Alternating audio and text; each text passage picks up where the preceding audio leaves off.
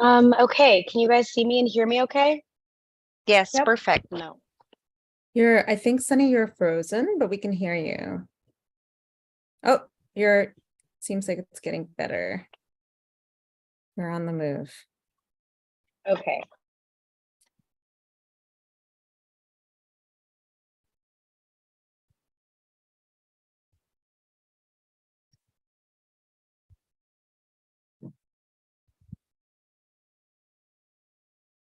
I'm back. I'm back. Oh, still lagging.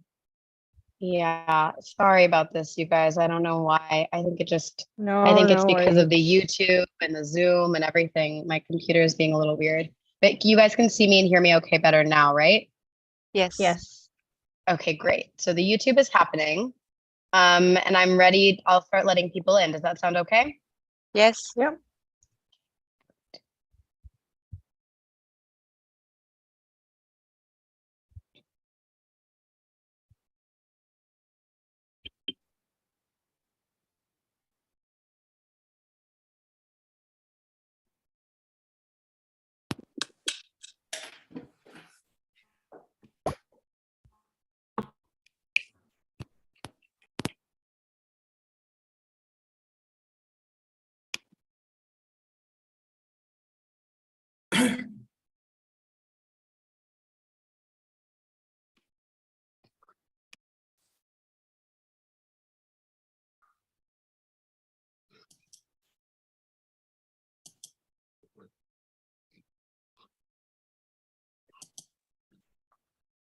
Lieu.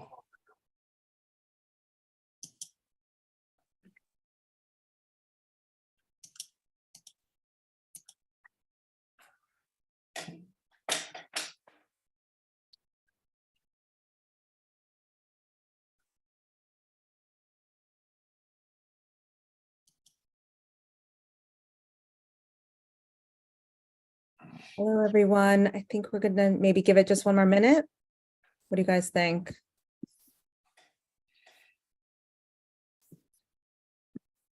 Good.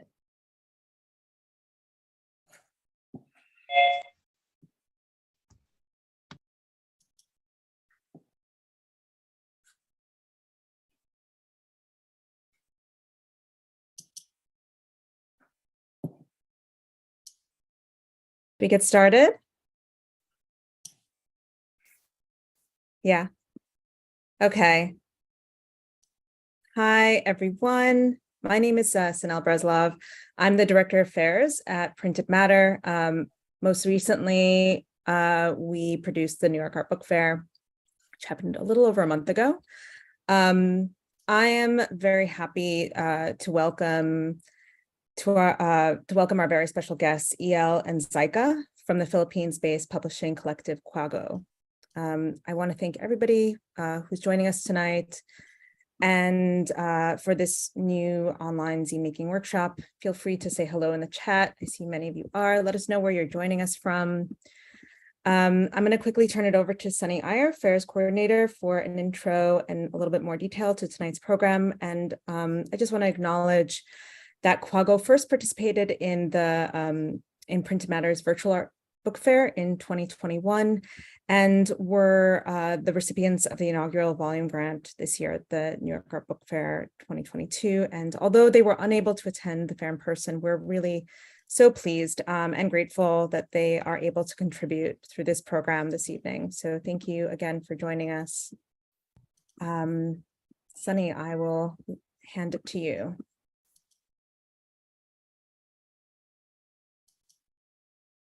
Sunny, you're on mute. Hey, I'm Sunny.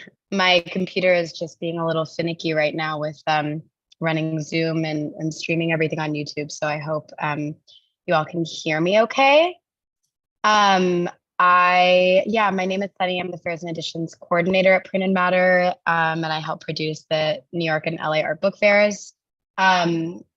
And yeah, I'm also just really happy to be here and for the chance to work with Kwago. I'm such a big fan of their work, and yeah, we were bummed that they weren't able to make it to the New York Fair, but still just super excited to have this opportunity to uplifts the work that they do, and to do this workshop with everyone. I'm going to start with a quick land acknowledgement on Printed Matter's institutional behalf. Printed Matter gratefully acknowledges that our store occupies the ancestral homelands of the Lenape people and recognizes the important relationship of Lenape nations past and present with the area.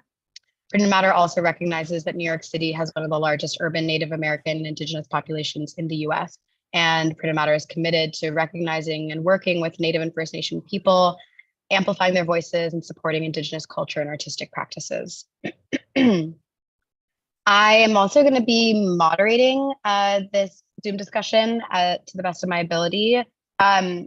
If everyone could please keep their stay muted or keep their mics off for the duration of the program, unless you have a question and you're speaking or sharing.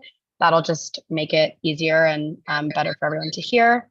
Yeah, if you do have a question, you can either drop it in the chat and we'll get to it, or you can raise your hand and I will go ahead and call on people when their hands are raised to answer. We are also live streaming this conversation on YouTube for people to participate and to tune in. Sanel is going to drop the YouTube live link in the chat when she has a moment. And then I also have just a few instructions around getting set up with Twine, which is the software that this workshop is going to be using and thinking about. And it's I'll just drop instructions in the chat to download the software, and Zyka and EL will share a little bit more about it. And then also we have a few links in the chat that I also shared around via email, a link to the zine and a link to the library that Kwago has put together that has a lot of reading material around the Marcos regime. And and then the YouTube channel, or the live YouTube will also be there in the chat.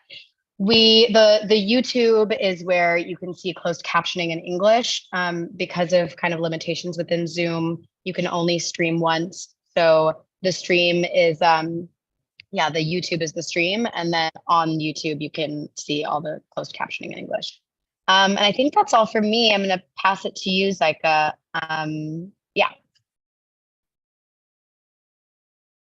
Thank you so much, Sunny. Hello, everyone. I'm Zyka from Kwago.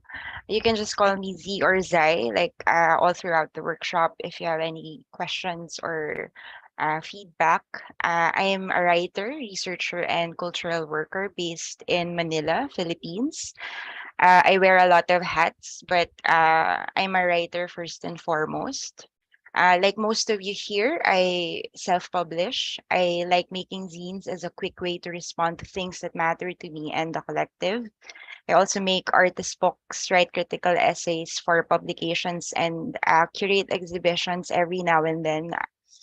My work in Kwago, though, is mostly organizing and facilitating collaborations and really just working closely with various individuals and communities to build caring spaces for reading, writing, and publishing.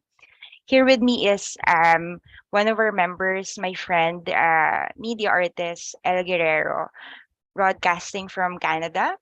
So Kwago during the pandemic has really expanded, and our membership included a lot of Filipinos from the diaspora, also understanding and what we do. Hi, El. Hi, thank you, Zyka. I wanted to just first of all acknowledge the territory that I'm broadcasting from. Currently, I am in Burnaby, British Columbia, the land of the Cayuse, Umatilla, and Walla Walla, Soltemex, Kate, Ulkaminum, Tsleil-Waututh, Musqueam, and Staminas. And I'm also committed to affirming and honoring the indigenous sovereignty, history, and experiences of the original stewards of this land. I'm El Guerrero. I'm a media artist and software developer. I often think about identity, memory, and nostalgia in the physical and the virtual, and I work towards online and offline networks of care. I'm interested in the handmade web and alternative ways of mark making, hence this workshop, which is a different way of exploring alternative mediums for traditional media such as zines. Yeah, I'll hand it back to Zaika.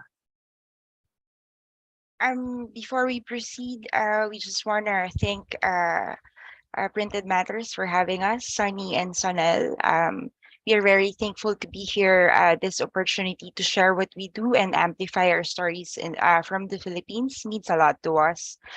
Um, I will drop a link in the chat wherein you can share. I don't know if you can see it in my screen right now. Where we can just check in with each other and like warm up for the session. It's just a simple slide in a PowerPoint where you can create shapes and share how you're feeling today.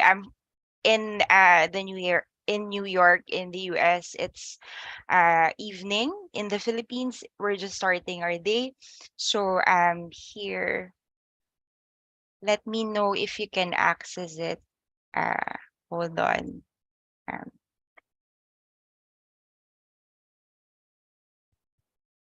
can you see the slides? Apparently, Yes, we can see it. just We can see it. all Now. right. All right. You can just do some reactions if thumbs up if you can see it. I will refresh it because apparently I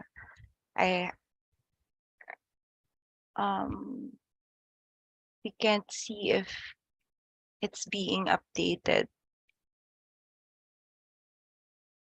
So, kumusta means how are you in Filipino? So, I made the sample here, cloudy with a chance of frogs. So, if you're feeling funny, uh, I think you have to exit the presentation mode because it doesn't update on the fly. So you have to, yeah. here. Sorry for that. I don't know. Let's wait a bit for people to just add how they feel. Someone's tired, apparently.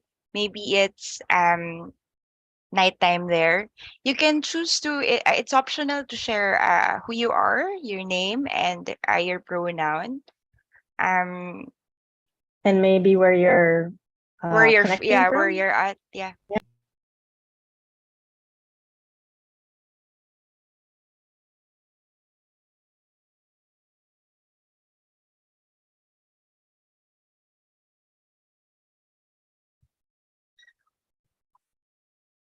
Someone's tired. Thank you for still coming. I hope Yeah, you thank you. enjoy the session.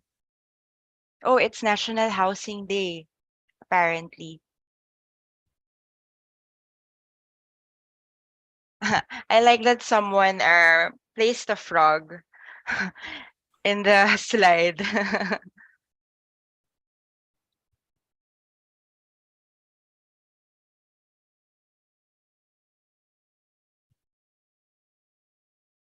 It's very interesting to know that in some parts of the world it's cold. In the Philippines, it's very humid and hot right now.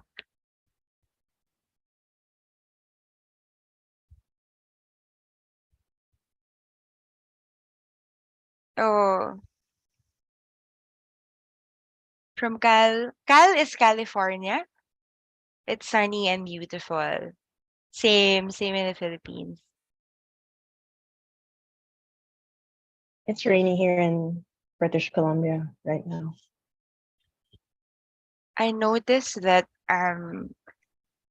it's quite a stressful time of the day in some parts. Someone said a bit out of body, but it's nice to be here.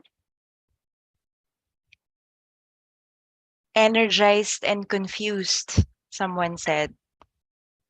sad but feeling empowered to make art. Someone said bagong Yeah, I was gonna gising. say bagong gising. Ay, may Pinoy dito. Good morning. Good. Magandang umaga Magandang umaga. sa bagong gising dyan. Happy It's to be early. taking notes in an old sketchbook. Nice. Bagong gising. Ay, may Pinoy dito. Good morning. Good. Magandang Good umaga. morning. Magandang Sa umaga.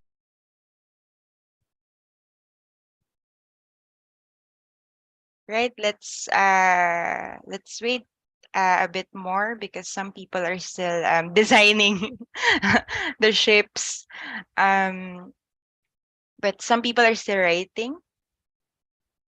Wow, I can't believe that can be done in a slide using shapes. This heart has these broken lines around it. Oh yeah, I used the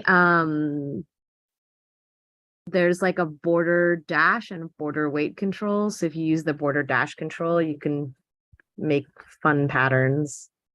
Wow, Nice. thank you. It's so cute. Today we learned that you can do that. We have a poet here feeling wistful in the cold weather.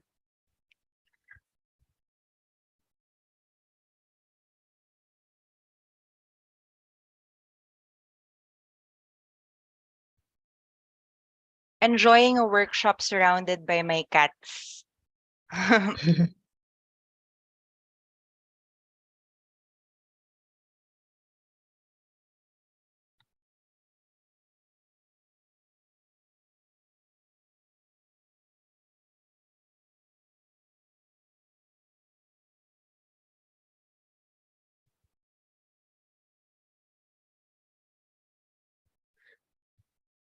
All right. Zaika? All right. Yes. I was just someone asked in the chat if you could reshare this link. Oh, sure. No problem. No problem. Maybe they missed it earlier. Here. Let me know if you got it.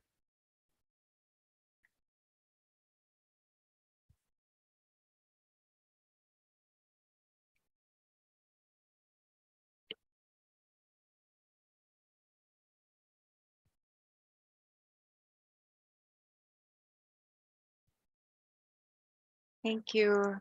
All right. So I will share. Hold on. Can you see my screen? Yes. L is my presenter view. Nope. Invisible or visible? Yeah. Invisible. All right.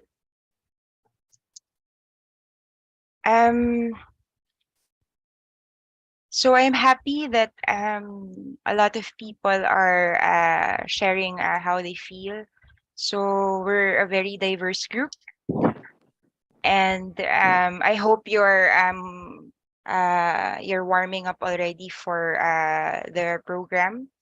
I hope everyone enjoys and learned a lot today. I will now share the flow for today's session.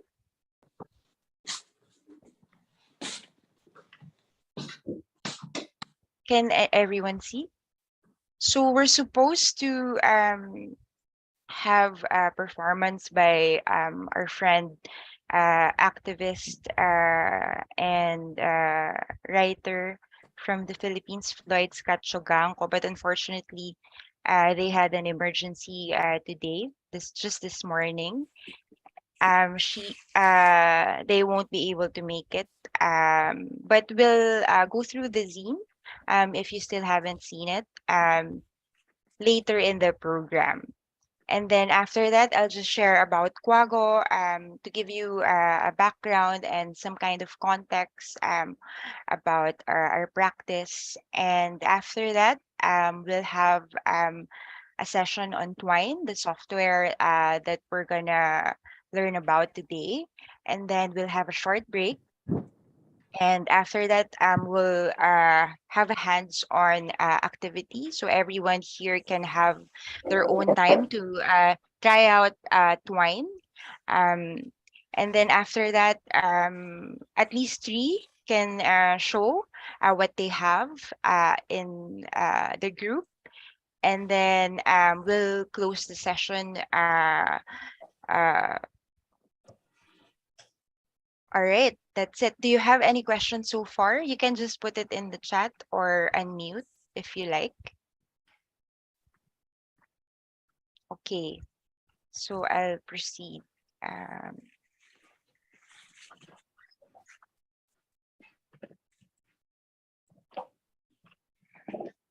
I'll just skip through some slides. So this is supposed to be the slide for the performance. And I'll go proceed on sharing about Kwago.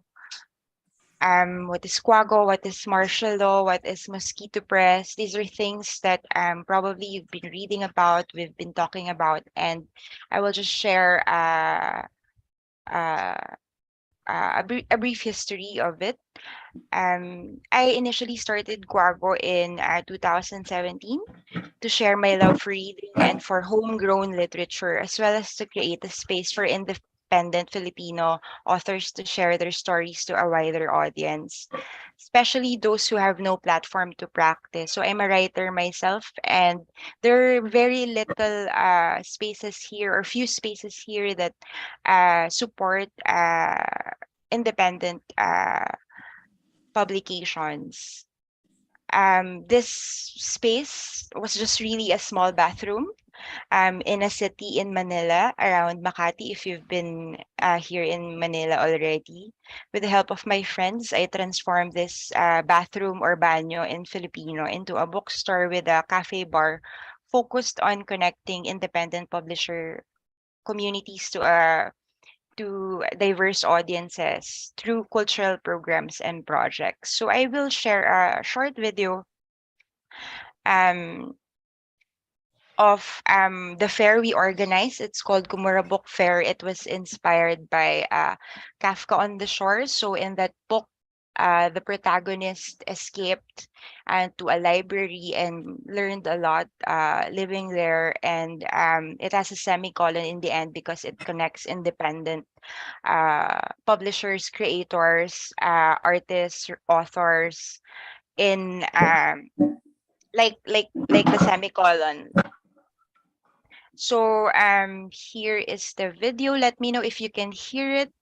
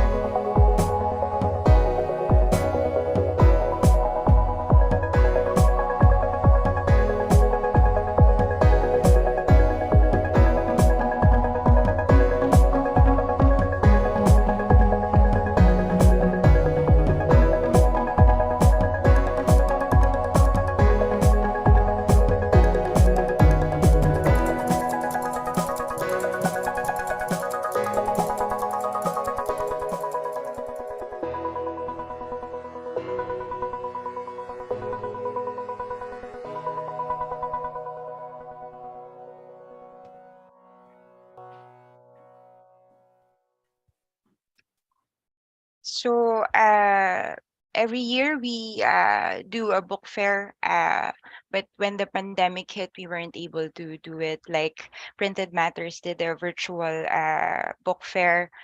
We just organized recently a book fair, but it evolved already, responding to the current context we are in. And then, oops, sorry, it played again. Sorry for that. Then here's the bathroom I was talking about. So it's a very, very, very tiny space. In here in the Philippines, it's at the doorstep of my friend's co-working space, and we served coffee and we did talks like just outside, like people are sitting in the floor. Sometimes we have seats, but if it sometimes people stand if it's a lot of people who attended. We also do gigs there. So it's a cultural hub. Um and then we moved to another space pre-pandemic. We let go of our cafe bar operations and focused on doing exhibitions, um, and on circulation on our publications. It's still a much like a small improvement from our small bathroom from before. Um, and then Kwago kept on growing into a community of different kinds of storytellers, creators, authors. I'm from the tech industry actually, so I work a lot with engineers. Um, there's also a lot of teachers in the community, so we just hang out, collaborate with each other. Sometimes the perspectives are so diverse that this space become a space for that kind of conflicting voices, but at the same time, they're not really they're in solidarity with each other. So that kind of community. We radically changed during the pandemic. We had to close our doors, and it was really a traumatic experience for us because we just opened our new shop, and we had this they call it this a bookstore sleepover because we had a 24-hour exhibition that just expired in a day. So we were there just doing graveyard shifts, and after that the pandemic hit and we had to close our shop. After that very wonderful uh 24-hour exhibition sleepover in the bookstore, we had to close. So during the pandemic, we really evolved, and we were compelled to use in the beginning our skills and resources just to help out. So it was not just about providing a space to promote reading and our writers, but about protecting our voices, especially our right to give critical feedback against the administration here in the Philippines. People who speak out here was red tagged. So they were tagged by the government and was silenced. And the government wanted to deodorize their misguided decisions, corruption in the Department of Health. We had a lockdown in the Philippines, and it was really like a wake up call to focus on how to participate in those surfacing problems and massive disinformation uh, during the pandemic. So we started doing projects like protect our journalists. So most of, as I've mentioned earlier, there's a lot of writers in the community, even photographers also, and we created safety media kits for them, homemade PPEs and zines. We created like a kit for them with a zine which has like emergency numbers who they can call, if they're red tagged or if they're in danger while they cover stories in the ground. And then we also had a comics tabloid. So in the Philippines, 80% is not that literate. So comics is very famous here. It's a very accessible and beautiful tool to share information. So for areas in the Philippines that didn't have internet or didn't have access like us to media, we created a printed tabloid to reach out to these people. It's written in the vernacular and actually mostly without words. We really wanted to make it accessible in all literacy levels. And then this one, so Sunel mentioned that we were part of the virtual printed matter fair, and we featured one of our projects, which is Situation. It's a multimedia publication. um, it's a video podcast tackling national issues from the perspective of mass organizations and grassroots communities, illustrated live by an artist. And that live illustration, we turned it into a zine that people can access and distribute for free, can translate under the Creative Commons. They can just use it to spread information. And we feature this in printed matters. So I will not play it's quite long, the conversation. But this one is focused on mosquito press and martial law, which I will later talk more about. Um,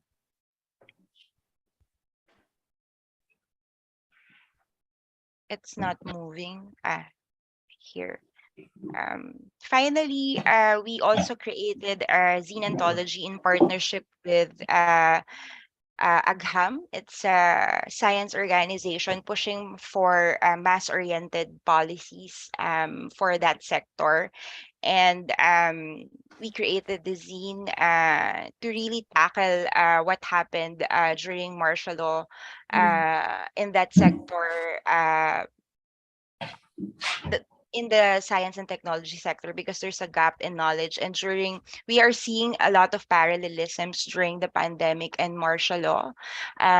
One of the major media outlets in the Philippines, ABS-CBN, was shut down, for example, during the pandemic, where information is so important. They had to shut down a major publication during the pandemic. So we were responding to these things and letting people remember that this is foreshadowing a very oppressive period in the Philippines. So what is martial law in the Philippines? We are actually celebrating its 5th year this year. Our late president, Ferdinand Marcos, announced in television on September 23, 1972, that the Philippines will be under martial law. This is the beginning of a very oppressive, a lot of that's in the Philippines.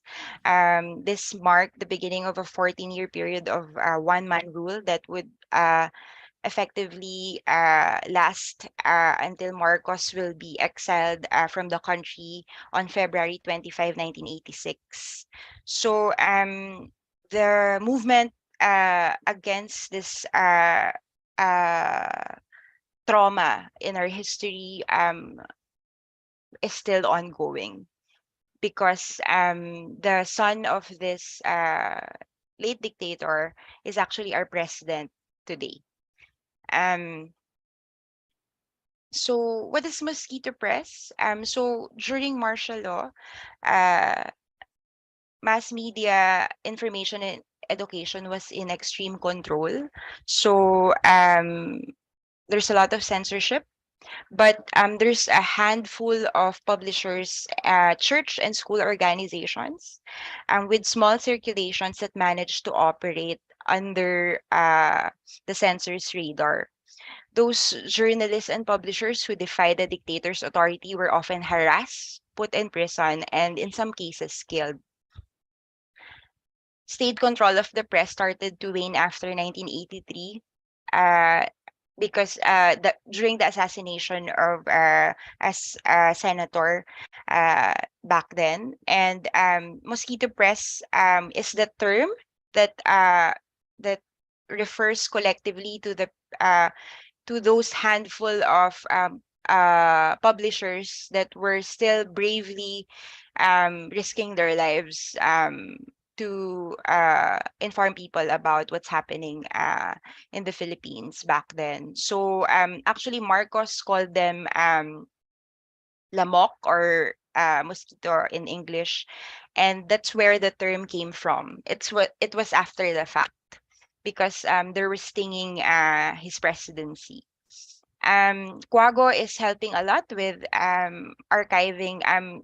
Sunny earlier said that there's a link to a digital library of mosquito press in the Philippines, and we're helping a lot in archiving this memory uh, of alternative media during martial law. We're working closely with Bantayog ng Mga Bayani. It's a museum and research center in the Philippines that remembers all the people who sacrificed their lives during martial law. So uh, there's like a wall there where their names are there, and we're just asserting and letting people remember that a lot of people died during what allegedly is a golden age in the Philippines. So I hope you, this is the link. It's also there in the presentation. So there, and then to keep this alive, just a sample of what I do. So to keep the archive alive, during the exact date of the 50th anniversary, I developed a Twitter bot that tweets the headlines of the archive, like most of the headlines there. And I turned it into a book. Sorry. I turned it into a book, so you can see the book there. Since we are all blind to what's happening, I turned it into Braille. So it also comes with the pin that used for Braille, so you can interact with the book, so you can make tiny holes in it. I didn't do the title. That's a headline. Let us join the Parliament of the Streets. That is directly from the archive. So there, to just keep the memory alive, and to make the archive open to engagement.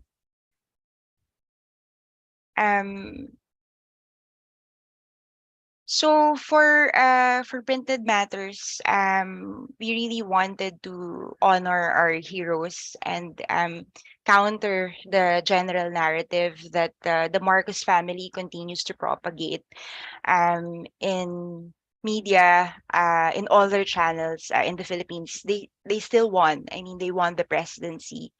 They're that powerful, and we really wanted to help countering those narratives. They're myth making through our work.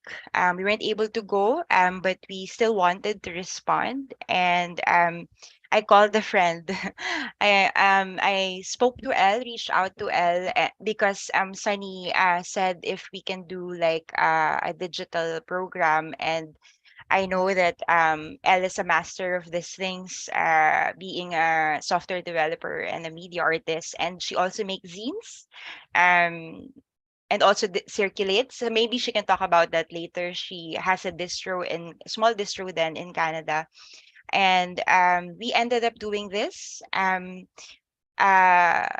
During the conceptualization process, I was thinking about New York and how it is connected to all of this. So the Marcos family has a lot of um, uh, I have a real live estate. stream. Sorry, they have a lot of real estate in New York using our money, all the money they stole during martial law, and we wanted to map um, uh, that wealth, um, and then we ended up with this.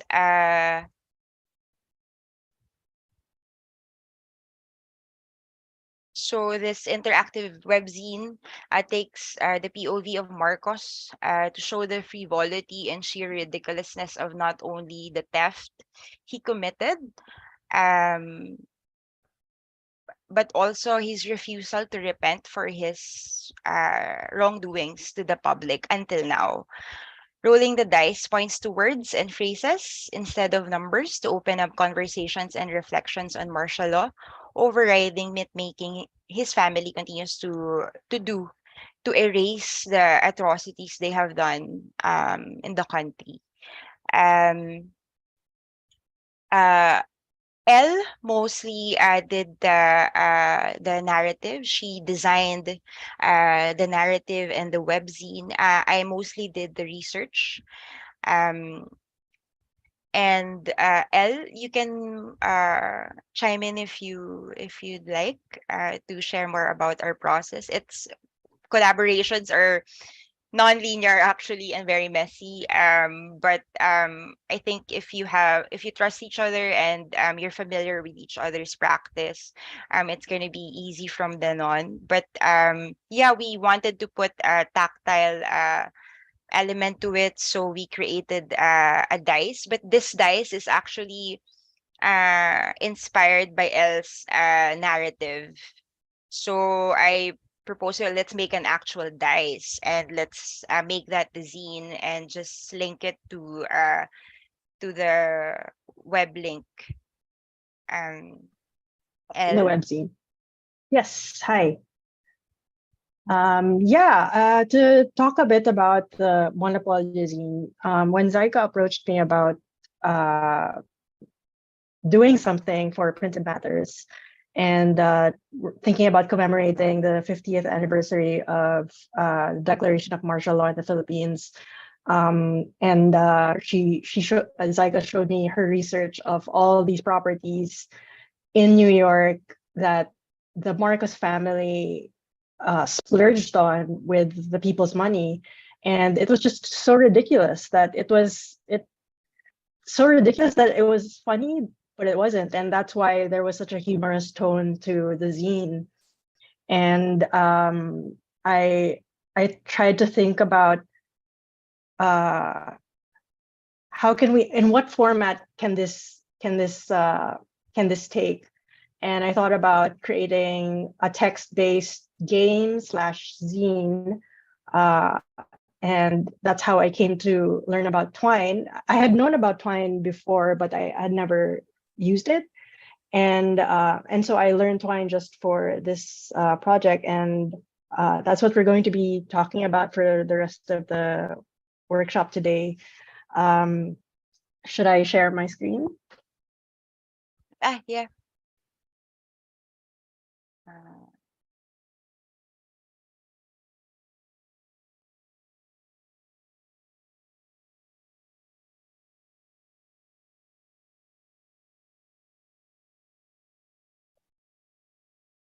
Are you able to share your screen? EL, I gave you co-host permissions, but let me know. Yes. Let me just double check. Cool. Here you go. You're able to see my screen? Perfect. Yep. Okay, great. Yeah, so to pivot from social activism and the publishing work of Kwago, something about this workshop asked the question, how can a zine look like on the web? So I wanted to ask, what does a web zine look like? And the web is basically a bunch of links, and web pages or web zines are just text files and or media files in folders. And looking at this example from Dan Collier, this is one of his works from a while back. I had seen this years and years and years ago, and I always thought it was so clever because it's hypertext or hypermedia in traditional print form. And hypertext is essentially a way of telling interactive and nonlinear narratives, and it allows the reader to gain control over how they experience your story. Consider when readers look up terms in the index at the back of a book, then flip to that desired page or to other pages of interest. It's kind of the same idea. And when you think about zines and how you might use hyperlinks to allow the reader to jump from one related page to another, each visitor could basically have a totally unique journey when navigating through your hypertext. And you could create various scenarios, allowing space for the reader to meander or diverge into completely different paths. And on the image on the right is basically his mapping out of these ideas of links. And I think that's something that is the visual representation of how we can think about our zines and when we make a webzine. This is another example of a webzine from his name is Zach Mandeville. And so his webzine is essentially a group of HTML pages linked together, and you go through them in a linear fashion. It doesn't have to be linear. When you click on the heading, it takes you to a table of contents, and you are able to jump from one page to another. And that's kind of like essentially what a web page or a web zine, that's how it would basically work. And what I liked about what he said about web pages, which I think also applies to web zines, is your web page or web zine can and should look however you want. It can and should be about anything you want. It doesn't have to be perfect, finished, or even good. A web page or a web zine at best is a space you manifest to hold an idea or dream. It is whatever that means for you. And I think that also speaks for the nature of zines in the traditional sense. Your zine can look however you want it to be. You can make it however you want it to be, and it should be about something you care about. And that spirit, I think, carries over to handmade webzines or webzines created with very simple tools. And so with that, I would like to introduce Twine, which I think some instructions were given on how to install it, but you can also open this in your browser, so you don't have to download any apps. It's less barriers that way. And it's a really good way to lay out the groundwork of your zine or your story or your game. You can visually plan the structure, add or edit the content, and change the flow from one scenario to the next.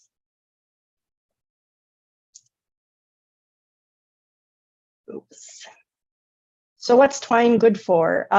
Twine is basically a text-based storytelling tool, and it allows you to embed images, sound, and video, but not too much. Branching out and visually mapping out paths or scenarios throughout the story is one of its strong points. And it's a web-based publishing tool. What it does is it exports your story into a single HTML file that you can upload anywhere and is viewable through a web browser. So there's no extra software installation. And one of the popular platforms for sharing these types of media is itch.io. And also there's no coding required. You don't need to know how to code, but if you do, then you can use it, but it's not required.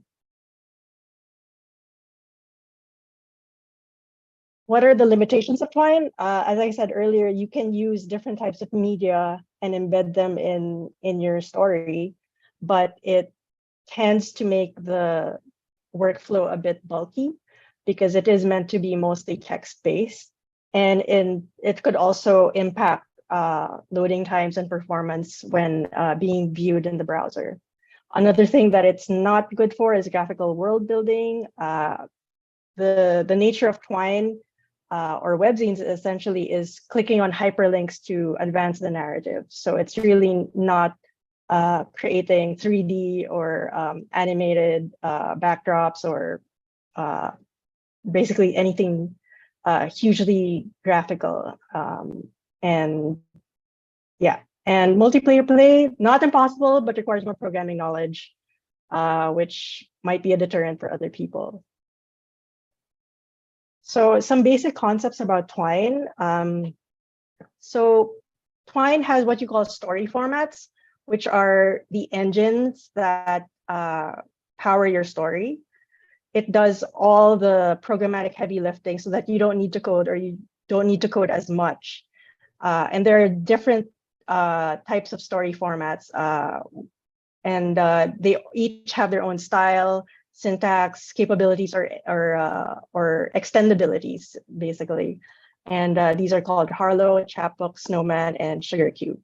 The Monopolyo zine is uses the chapbook story format, and I'll talk about that in a bit more. Another concept are the passages, which is they're kind of like think of it as different parts or pieces of a puzzle, or like nodes that branch out from a tree structure. So it's up to you to make the connections between them, or you can create different flows or pathways, or create them in such a way that you can leave the decision making to the reader, and they kind of create their own experience of your work. So as an example, Monopolyo, as I mentioned, uses the chapbook story format. And on the right is the first iteration, which is basically if you create a new story in Twine with this story format, this is what you're going to get, essentially. Oops. This is what you are going to see. And I will now open it up. So this is what it looks like. It's text with links, and images are embedded, and you can give the reader choices on where to go.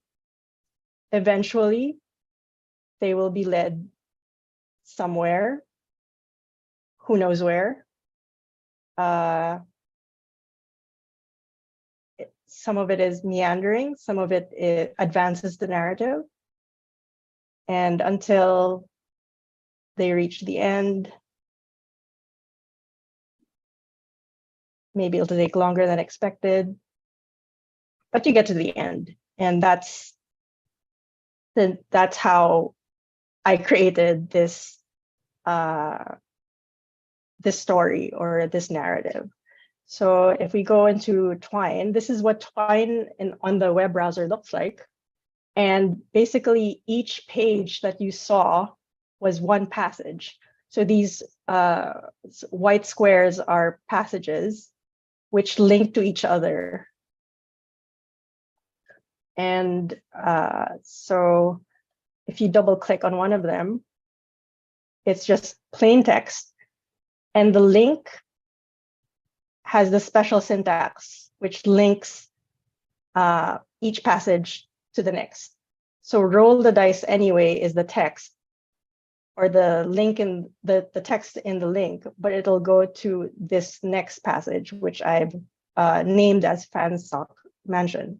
So essentially, you are just linking to different parts of your story. And this is how you can design it and decide where each passage could lead to. eventually going to your last page. There will always only be one start page, but the ending could be different for everybody and anybody. And yes. Someone in the comments asked if Twine can generate and export things that could be parsed and used with other tools. What other tools do you mean? Robert, if you want to unmute yourself and ask, go ahead. Yeah, I was just curious if, if Twine, things that are made on Twine sort of stay on Twine, or if there are ways to export them and then render them as something else or turn them into their own web pages or things like that.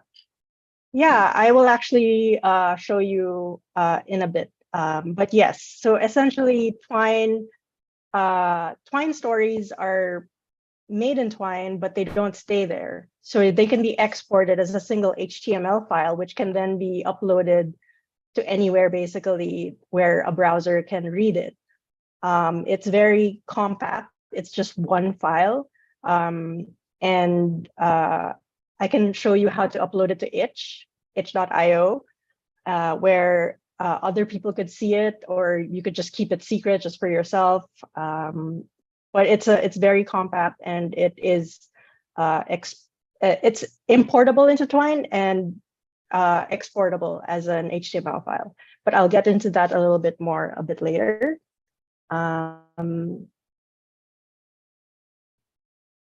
Here are the other examples of story formats. I've got some links here. So the Monopolyo zine was in the chapbook story format. This is an example of what Harlow looks like. So Harlow has a different formatting. This person changed the font, but basically it's same ideas of using hyperlinks to take the reader to different possible pathways. And oops. This one uses Sugar Cube, which is a little bit more on the programmatical side. So it allows you to save state, which is something that you don't need to know. But to make more procedurally generated paths or scenarios, some story formats are better for that type of storytelling. This is another one called Snowman. Again, it's just really each story format has its own macros, which are like workflows that allow you to embed images, sound, and videos in different ways. So it's really important that you choose the story format that you want and kind of stick with it for the whole story. And I'll show you how that works next. So let's try to walk you through creating your first story. Oops, sorry, that's going back.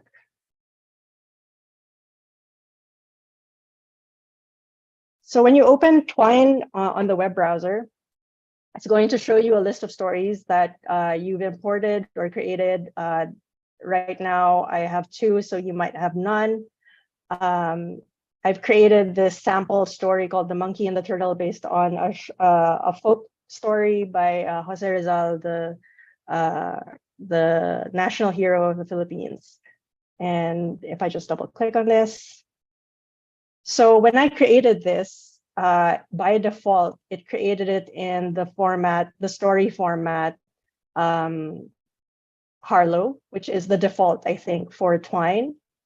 And you can see that here. These are the current story formats. You can also create your own, but that's a lot of programming that some people just don't have the time for, and I understand, and I don't have the time for that. So I would just choose the best story format or the one that I'm most comfortable with. And Harlow here is used as the default. So there are many ways of laying out your story, and each of these passages can be done separately, or you can do it on the fly. My process for making this was I was reading the short story. Yep. I think somebody needs to mute themselves. Yeah. So again, what I said earlier was there's only one starting passage for each story. And from your starting point, you can already have one or two or more links. And thinking about mapping, how can you lay your story out? How can you create your workflow, and then maybe like rearrange them and link them later? It's really up to you. There's no right or wrong way. If it's helpful, you can also rename your passages to something that's easier to remember, because when you link to them, so here, for example, say hi to if you want to create a new link, you enclose them in two pairs of square brackets, and you can just type, "This is a new passage," and it will create it. And you will see that the arrow it shows that it's linked to the start passage. And from there, you can double click it and just enter text. And it'll be there. It's only linked to the start page, but you can change that later and make more decisions on how you want to design the different connections, the different pathways that your reader could take when they're going through your story. So after if you're done with your story and you want to test it, you can actually also test from here, which will, when you're on one passage, it will test it from that passage first. So you die of hunger at the end. So that was what this passage, that's how it ended up. But if you want to play the whole story or a whole game or a whole zine, you can go to build and press on play, and it will generate the HTML page. This is not a shareable URL. It's just generating it within Twine. So it'll show you what your story will actually look like in action.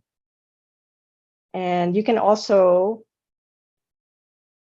test it, and testing will take you to a debug mode. So it's different for each story format. This is how Harlow's debug mode looks like. And you don't need to know all of this if you are doing very simple, straight up hyperlinks, pathways. There are other things like variables, custom styling. There's like a whole bunch of other elements that you can play around with, but right off the bat, you can create a simple story that works out of one story. And so to answer the earlier question, you can export this, and the option is publish to file. So when you click on that, and it won't show up because it's a different window, but you can save it to your desktop machine, and it saves it as a .html file. And if we go back to our slides, I've exported the monkey and the turtle story into a single HTML file. And if you want to go and click on that link and download the file and open Twine if you have it, and to open it or to import it, you click on Library, Import, choose the file, make sure it's checked, and then import the selected files. It'll tell you if it has this, if you already have an existing one, to override it. And from there, you can open it up, edit it if you want, do whatever you want with it, play around and learn a bit more about how it works. It's like what I said earlier, it came with the default story format Harlow, and you can change the format by going to story details and change the story format, which I will show here. Story details, change the story format here. But like I said earlier, every format has its own syntax and styling, so some things might break. And if you have the time and the energy to go back and change things, feel free to do that. But it's always good to stick to a story format once you've decided on one and work from there. Yeah, so we're going to break for 5 minutes, I think. And feel free to open the file, try your hand at Twine, and we'll be back at, I'm sorry, I'm in Pacific time, so I don't know, but 5 minutes from now? How does that sound?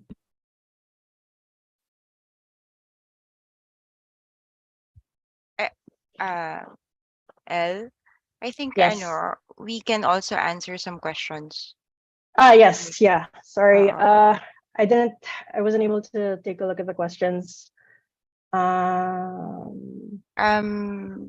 There's one here. How do you pick a format? Like, why Harlow Yeah. versus Sugar Cube, or Sugar Cube Mhm. versus Snowman?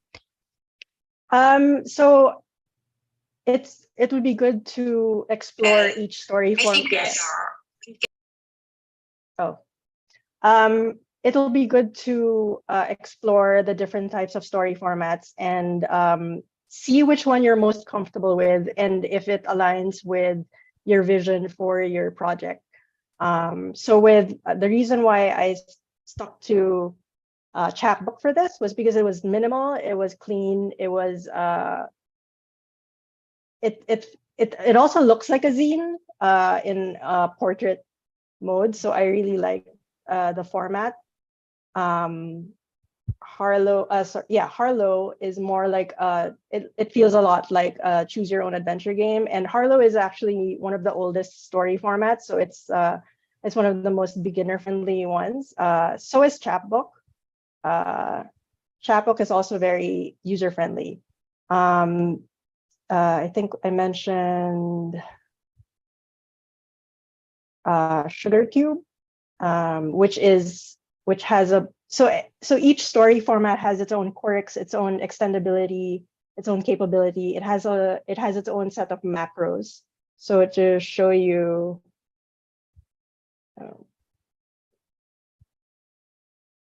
here in Harlow we have the macro button, and you can insert a link, add logic, if then statements, an input field, hooks or values, and there are a whole bunch of other macros. So this is what comes with Harlow. With chapbook, as an example, this to embed an image, you can use this modifier tab to also use conditional logic, embed images, video, sound, and this is what it looks like. This is the formatting for chapbook. So if I converted this story format into something else, this embed image line would break. It wouldn't show an image. So you would have to go back into your new story format and change it, or re-embed it in the way that that story format works. So it's really more of exploring what's currently there, finding the one that's the best fit for you, and yeah, playing around with it, just learning more about it, and yeah, playing around with it. Does that answer your question? She said thank you. Okay. There's another question. Is there a maximum characters per page? No, there's no maximum character. I guess for sake of reader experience, you might want to maybe like cut it up into different pieces. Again, that's up to you. That's your design. But there's no, it's an HTML file, and an HTML file does not necessarily have a maximum number of characters. Although if you were writing a novel and you would put the whole novel into one passage, that might be a problem, because then they're just reading a wall of text in the web browser. Unless that's the point. Yes, unless that's the point. If that's your to overwhelm. There's Yeah. there's a lot of questions actually. I think you've covered this, but you can explain it more. How do you get images into your work? Maybe it is evident when you begin working with it. Yes. So the way I work with the chapbook story format is I had to embed an image using a URL. So I would go to Imager and upload my images there. And okay. And so once you have your image, this is just an example. Oh, this is a video, and that's not what I want to.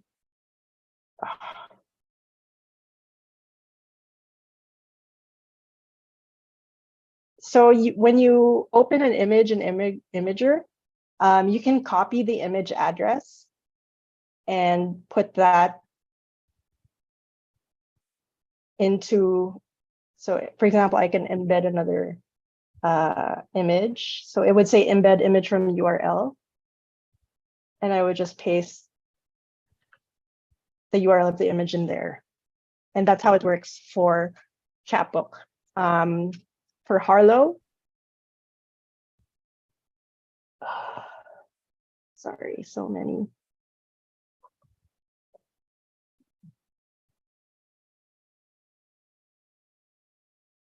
So you can like list all the macros that you can do. Some of them, there's an insert image in here. So there's no real easy way to embed images in locally. The easiest is to load from a URL. But if you say, how do you do this? If you publish it to file and you open it locally. So my process for, okay, to go back to the final version of Monopolyo.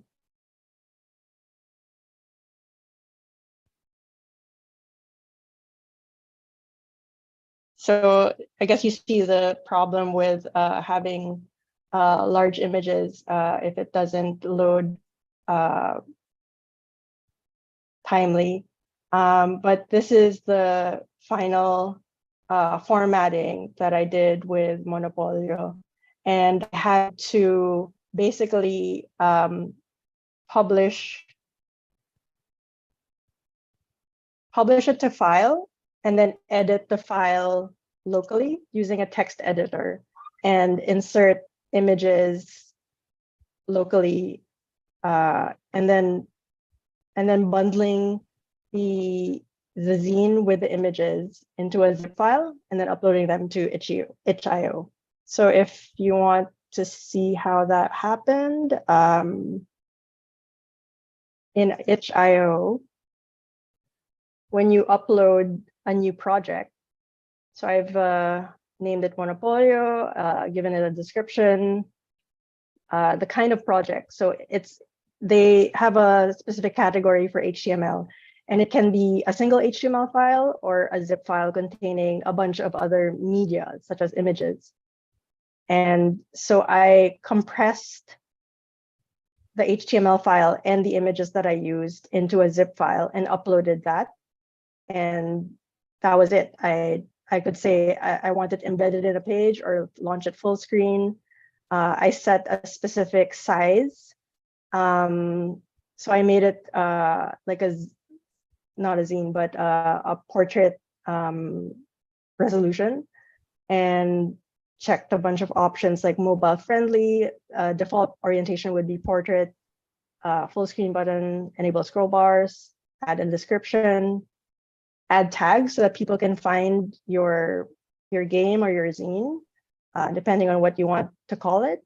And you can save it as a draft or just as a link that only a few people know, or you can save it as public. And if you want to see what it looks like, it's embedded here in this page, and it's completely playable. It's the whole zine in the browser. So that's one of the ways that you can upload your zine.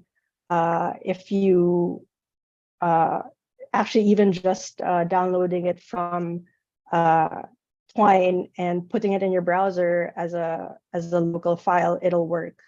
There's no extra software needed. It's just a web browser that can render JavaScript, because most of Twine is coded using JavaScript and Twee code, which is a special sort of syntax or programming language used in Twine, which you don't need to know unless you want to. And yeah, there are many ways to extend it. But at the end of the day, it depends on your requirements, your vision, your design, what you want to do with it, and what you imagine your reader to experience, or not necessarily dictate their experience, but hope that their experience is something that they can take away from playing your game or zine. It's sometimes it's out of your hands, the way that people experience your work. So I think that's just another surprise that comes with creating these types of things, these types of hypertext documents. Yeah, So yeah. That's why it's unfortunate that Floyd, our artist, wasn't able to come here, because he actually created a performance that responds to the zine. It's critical, it's ironic, it's funny. So as you can see, we have two versions of the zine. The first version is a very like unintimidating, like basic zine that Bare bones, yeah. bare bones. And then as Zach Mandeville said, no, what's beautiful about web zines is that you can update it. And Exactly. Elle developed another version. There's another question.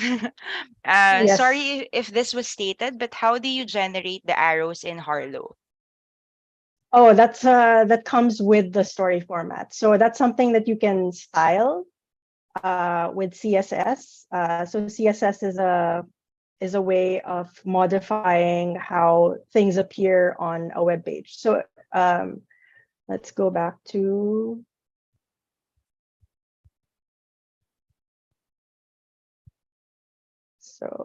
not this. Yes, so it's basically a Unicode icon. It's not an image. And so you can change the color.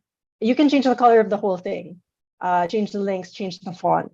There are many things that you can do if you play around with it a lot more and get more comfortable with understanding how to target specific elements in your passage that you want to style.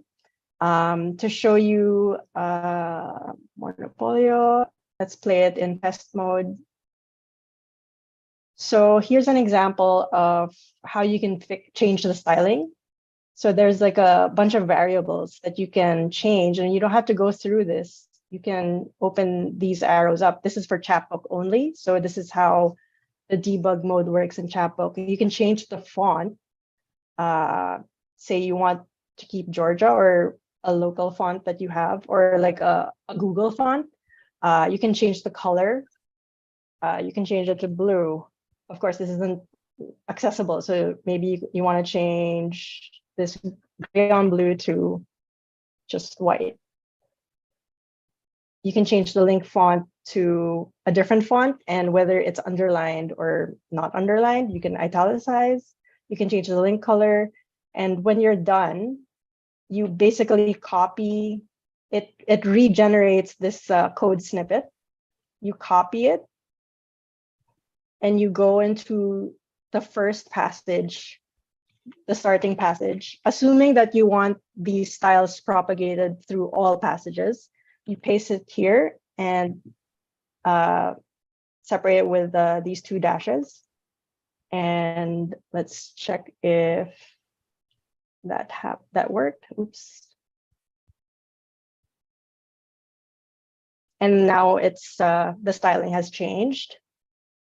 And you can go back into debug mode to, if you don't want to go through these variables. And it's also easier because you see it visually here in the style. And it also tells you the history of where, it's basically like a breadcrumbs of where people have clicked. So if I click here, it'll tell me, oh, I went to Crown Building. Oh, that's the image that I added. And yeah, so it gives you like breadcrumbs of like various simulations of where a reader could go. Yeah, does that answer your question? And then there's a lot of questions coming in. Earlier, Christy asked for when you take questions at the end. I'd love to hear more about your collaboration process. I like what you said about non-linear, very messy, but also so powerful given the trust you had. So yeah, I think we've known each other for quite a while. Since And pandemic. since the pandemic, we haven't met face to face. So I know that Elle is very updated with Philippines. She voted from Canada. She's a dual citizen, and this what we do in Kwago really matters to her, and she's always worried about us. Like I remember a time when one of our writers got withheld uh in a farm, like doing community work, and she was very worried about her and those things. Like I know what makes her tick, and her expertise and curiosities, her practice. And when Sunny opened the idea that why don't you do something digital, a virtual program, I really thought of her. So it's just like hanging out, I guess, exchanging ideas, and then from there we talked about different things we can work on for printed matters. Yeah. I think it starts with an idea. I mean, it starts with a prompt and then an idea. So yeah, because segueing into the next part of this workshop where you can make or edit the file that I just uploaded.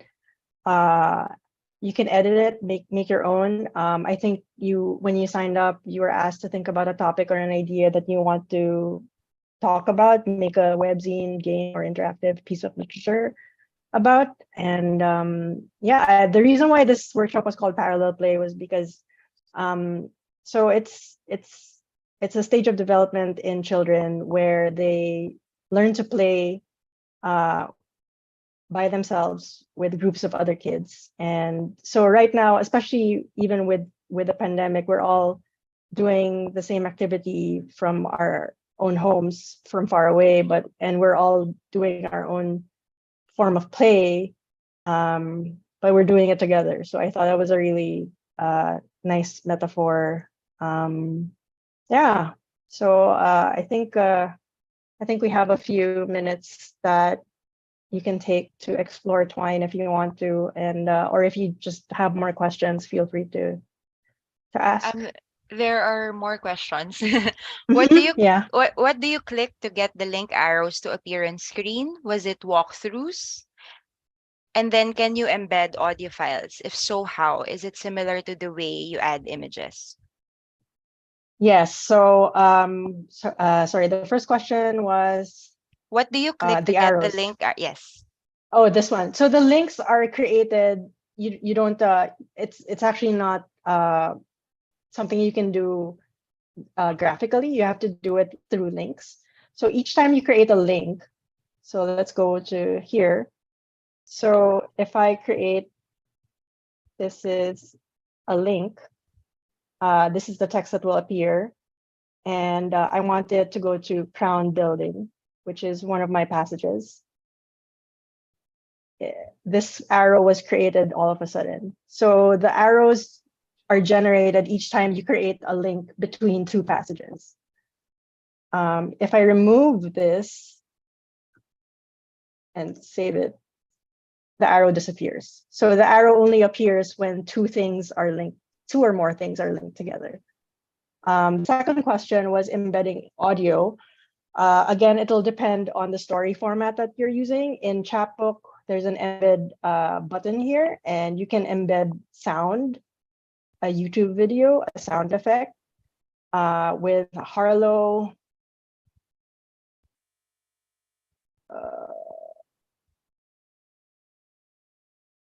so I think, oops, sorry, not that. I'm not too familiar with Harlow, but I'm pretty sure you could do the same. It's really just more of exploring each story format. And I think whatever's easiest for you, whatever is most comfortable for you. If you want to just do something quick and dirty, stick to the story format that's easiest for you to edit and create a story with. If your aim is to embed media, yeah, choose the story format that makes it easiest for you to do that.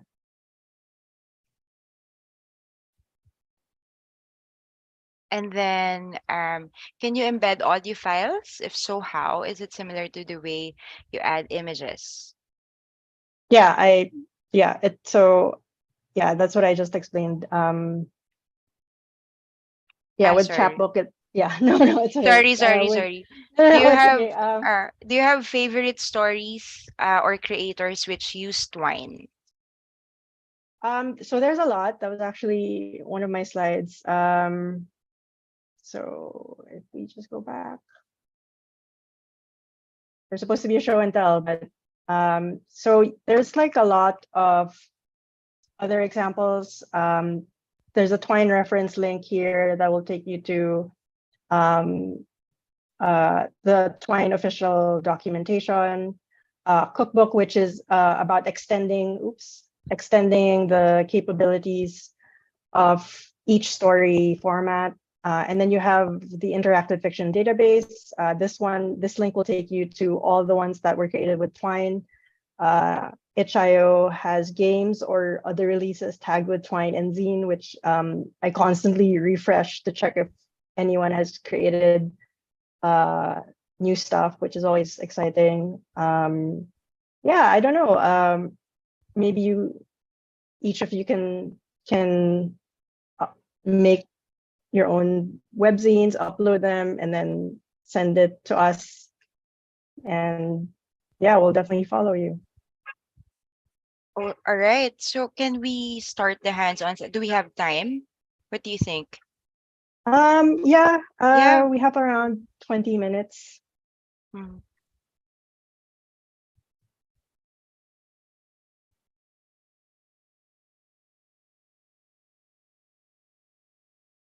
So let's take a quick break, water Yep. break, bathroom break, and then we can um yeah, explore Twine and play with it. But Yeah.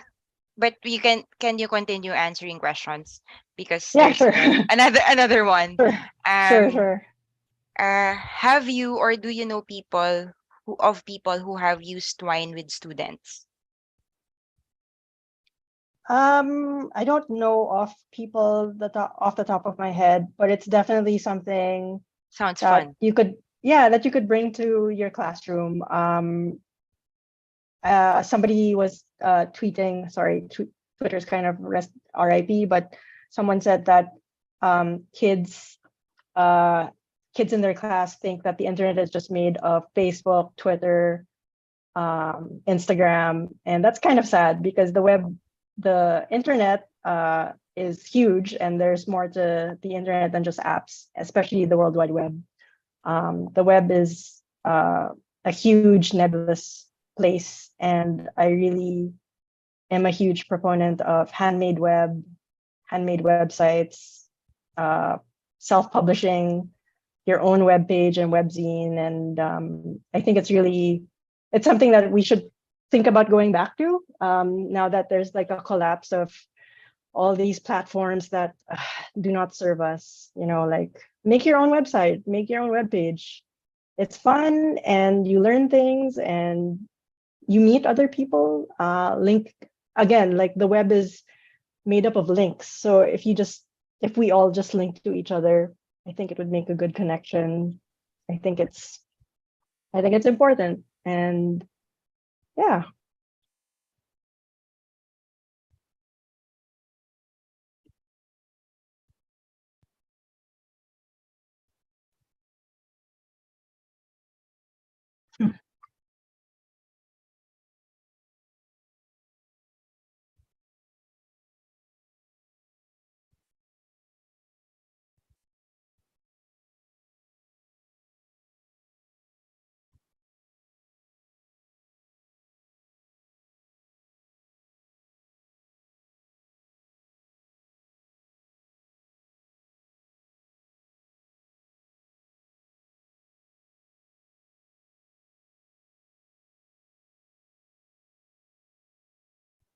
There's another question. It's true everything is a template, and before you could just draw a square and fill it with pictures and draw more squares and add text. That's true. Yeah. You start with a blank page, right? And you just add things. Sorry, it's more of a And comment. no, that's totally true. Everything starts with a blank page, even on paper. And you just learn tools, new tools, and you draw with it, play with it. I think that's the very essence of play. Yeah. Dorothy How said, do you delete? Oh, sorry.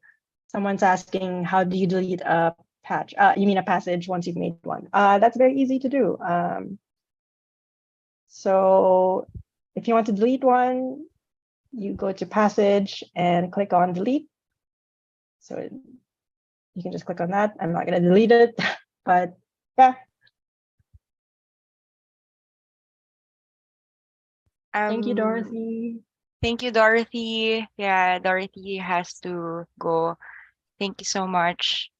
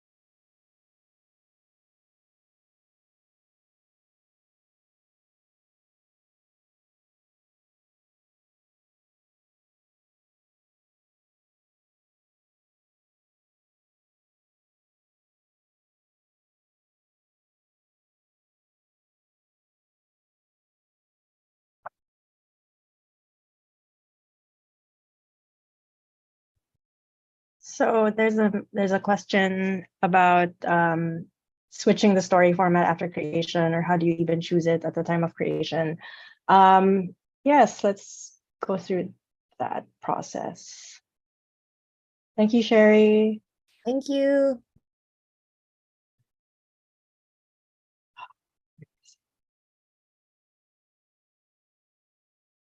Okay, let's go back. So when you create one, you can give it a title, whatever you want. And you can check. So upon creation, it does not tell you what story format, but by default, I'm pretty sure it is Harlow.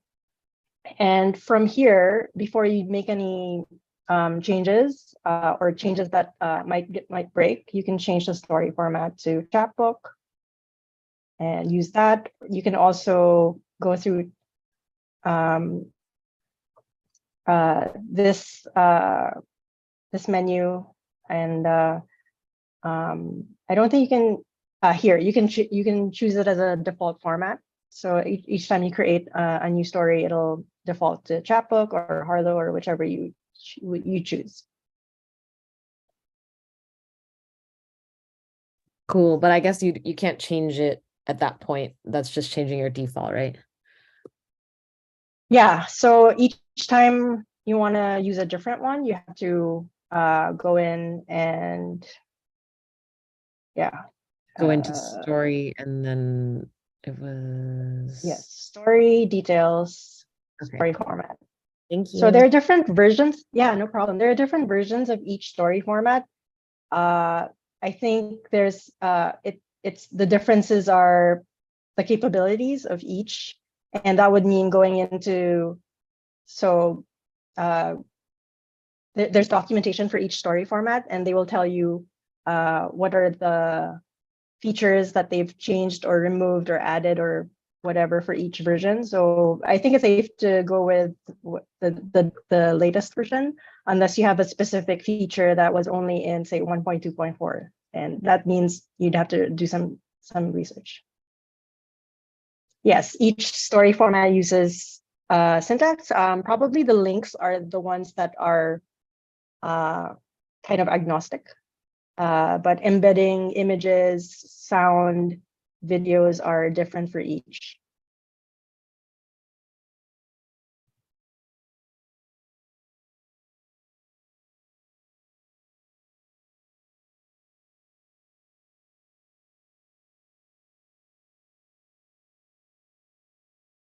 Yeah, if you want to print it.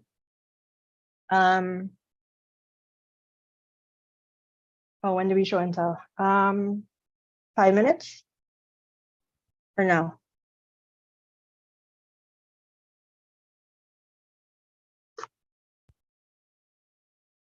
Does anyone have anything they want to share? In terms of avoiding censorship, so Twine is a tool to create stories of any kind, and where you upload these stories, I guess, is where it can get tricky. I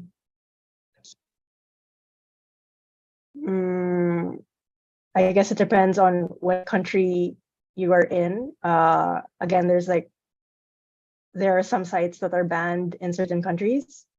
I don't know if itch.io is banned in some countries. It's possible. Yeah, there's just many caveats to publishing even on the internet, and yeah, it's going to depend on the laws and the censorship infrastructure that's in place. Some people get around it using VPNs. Yeah, I think this is kind of like a can of worms kind of question, but the good thing about these handmade web pages, web zines, web applications is they're portable. So I don't know if you're familiar with the term sneakernet, but it's a type of quote unquote internet where you essentially pass around optical drives, or maybe at the time diskettes or CDs, in person, when you physically give someone a copy of something that you've made, not through the internet or the World Wide Web, but in person, or maybe mail, snail mail. Yeah, that's something to keep in mind. And just to follow the conversation, I think print is still powerful in terms of avoiding the radar of the state.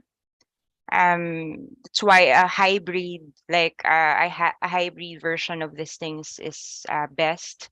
But I think communities that circulate and congregate, gather face to face, there it matters so much. Not just for support, but also for this censorship that you're talking about. That's why gatherings like fairs, forums, talks, and just nongkrong hanging out is very important. I have a question actually, because Kwago has this archiving device using RPi, and it allows you to share files within the network only. It's not over the internet. So it's a local area network. So is Twine like uploadable in that? Because if it is, it's possible to use this application still while avoiding censorship. Is it Yeah. uploadable to Twine? Yeah, it's up. Okay. So like Twine can be downloaded as an app onto your desktop or used in the All browser. right. All right. But the thing that's important is that it can export the file into an HTML file, which is compact, exportable, importable. Right. You can do anything with it. You can upload it to a local area network. You could put it on a CD. Sorry, I'm showing my age. USB drive. I don't know if you still use USB drives, but you could essentially just send that one HTML file, assuming that you don't have any other media attached to it. But it can be just as simple as one file that you pass around. Right.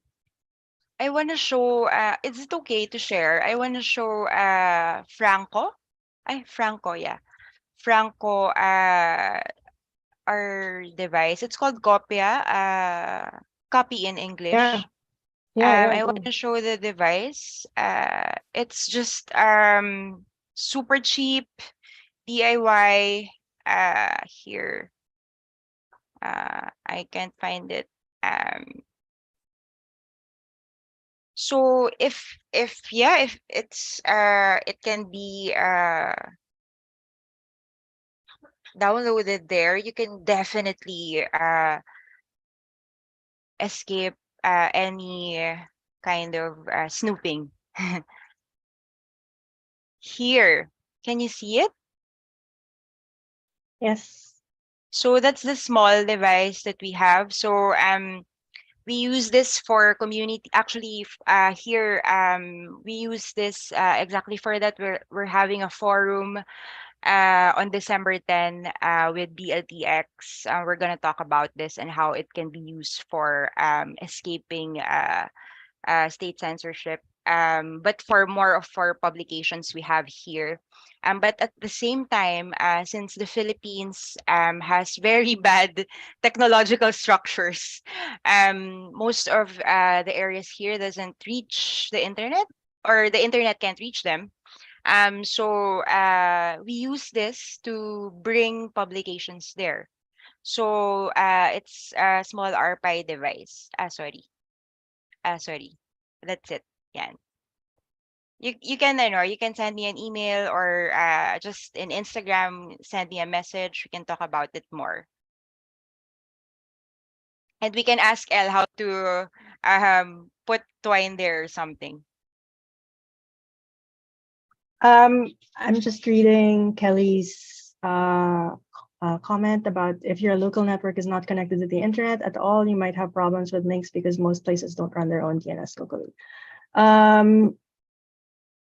Yeah, you could with the Twine document, it's all self-contained, so you don't need the internet. The links are within that, are kind of compartmentalized to its own local like state or brain. So you don't need the internet or so the links are internal or purely internal. They don't link to it. You could link to other things on the internet, but within the story itself, it has its own world, and the links will just lead to more links within the story. Yeah, you don't need to think about DNS routing because you're not linking to websites. Thank you, Chris. And so Maylee and Alexa were talking about printing the Twine document. So there's a way to show basically the proof of your entire story. And if you go to build and proof, the same place where you can test or play, and it will generate a single page HTML that shows the entire all the passages in your story.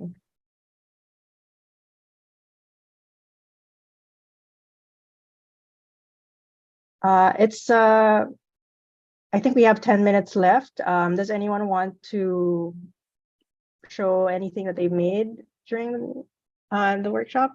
If not, that's totally cool. But yeah, if you'd like to maybe just talk about your ideas, if you have an idea and you want to make something with it using Twine, yeah.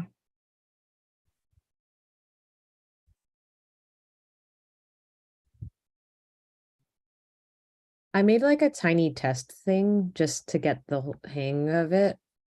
Mm-hmm. And it's not so much that I felt like I made something that was like what I ultimately want to make. Mm-hmm. But I just took that diagram that's like, should I worry or not? Like, Mm-hmm. yes, no, can you do something about, do you know which diagram I'm talking about? I'm not sure, but is it like a flowchart type of? Yeah, it's a little flowchart. Yeah, a flowchart is actually perfect for this type of format because that's essentially kind of like what. Would you like to share your screen? I Is think we it have to possible? give. Yeah. I can share my screen. I think we have to give you access. Oh, there you go. So it's this thing, this flowchart that's like, problem in your life? No, I don't know. Yes, then don't worry. Or yes, can you do something about it? I don't know yet. Anyway, Yeah. so I made it into just a Nice. little, you have a problem in your head. It's like, no, well, then don't worry. Or Exactly. Yeah. oh, then don't worry. You can click on the arrow. Yeah. Or That's like, excellent. yes, can you do so? Yeah, and then it just wound up being like these little guys. That's No, it. yeah, that's great. It's like a loop, which is awesome. Yeah. How do you get rid of that back arrow? So it's going to be fiddling around with the CSS of that story. Yeah, that's I guess I can share my screen a bit and show you.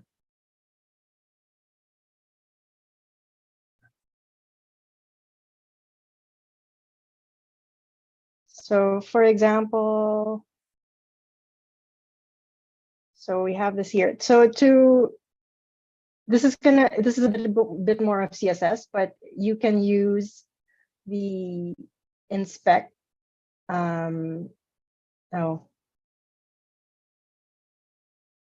inspector that's in your browser, and so you can use this to target specific areas of the file, the web page, and you can see that this is called TW-icon.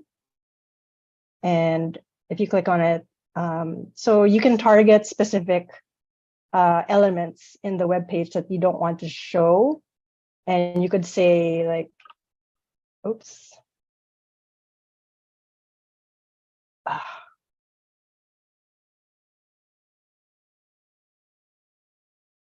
I don't really do this.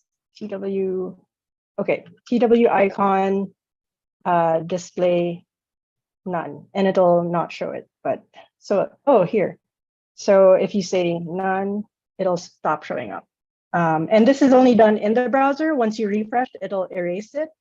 But if you want to do that, you have to add that style to your story. Yeah, that's a little bit more. Yeah, if you do a bit more like programming or coding, you could easily do that after you've either as a variable in the story format or after you have exported it as an HTML file, and then you could edit that HTML file essentially and style it however you want. Yeah, does that make sense?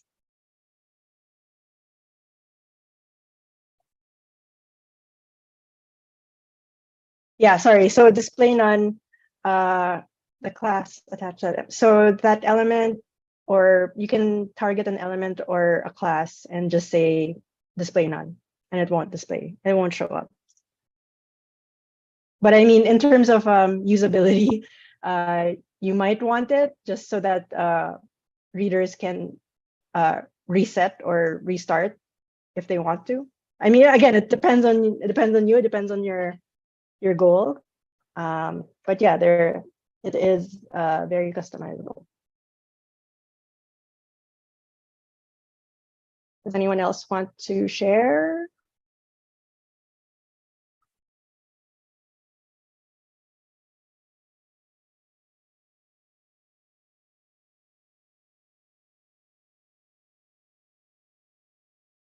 Well, I think we have 5 minutes left. I think Zaika had something to promote just to round up. If no one else has any questions.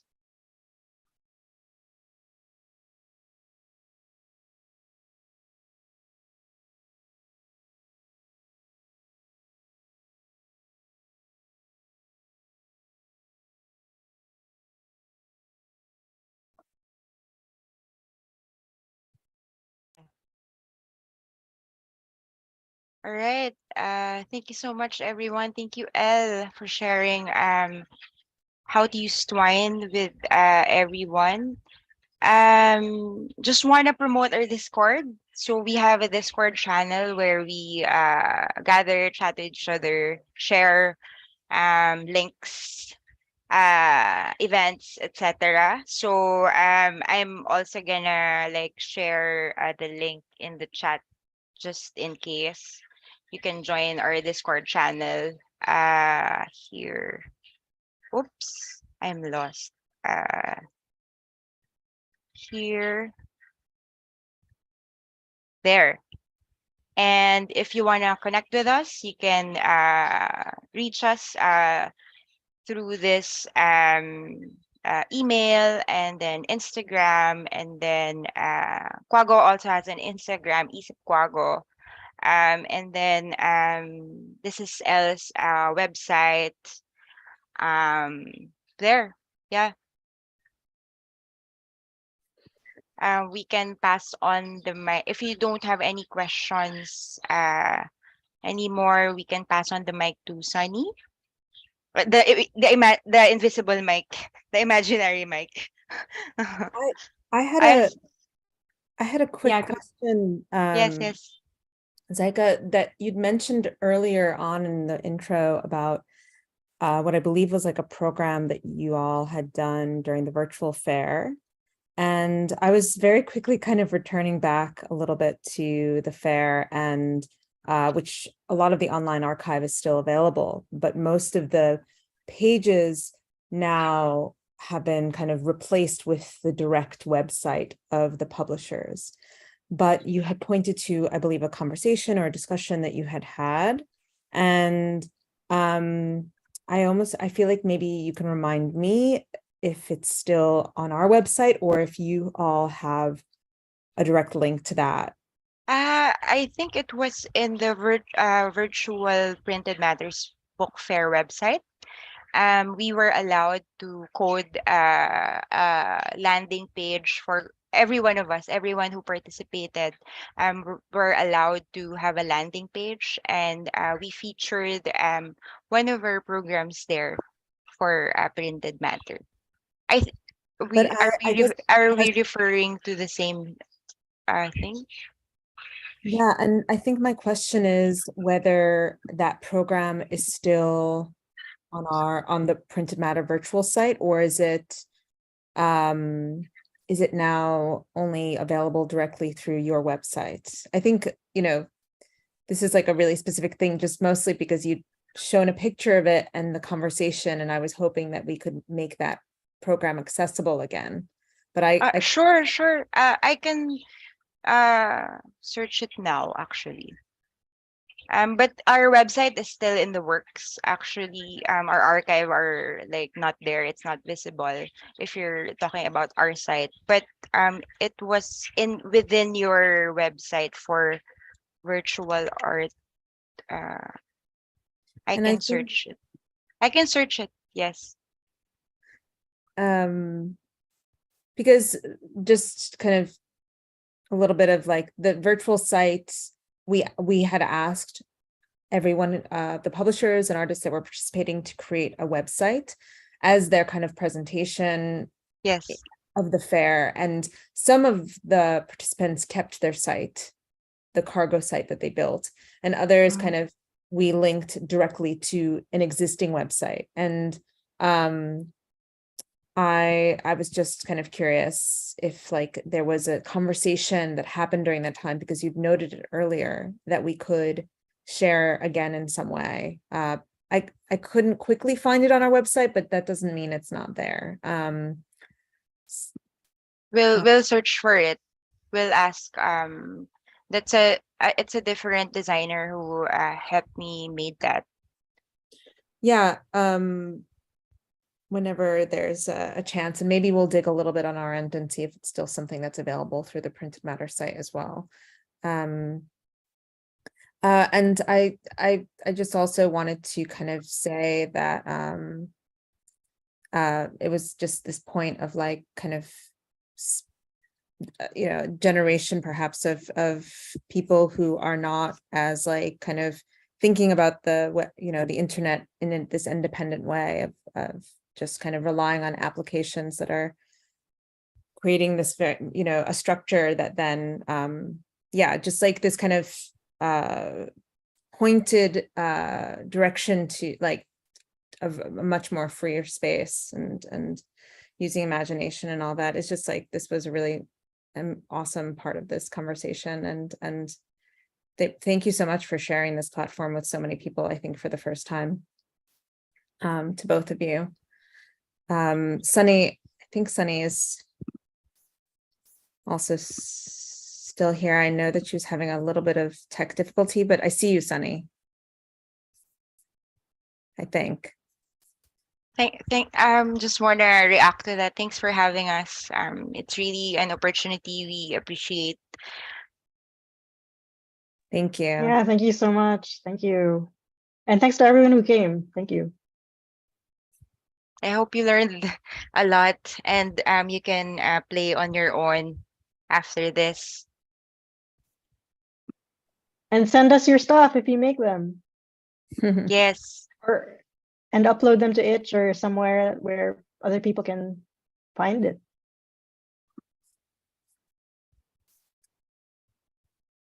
Thank you. We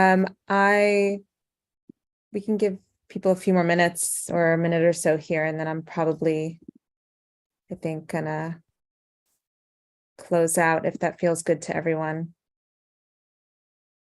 Yeah, thank you so much. Yeah, sounds good. Thank you. If I know how. That's something we may not be able to end the program. Let's see.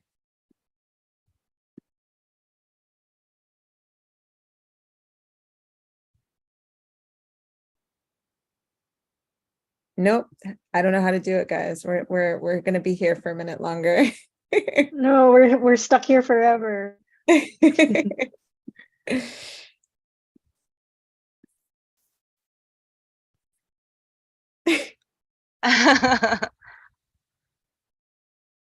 Unable to re-enter, she tells me.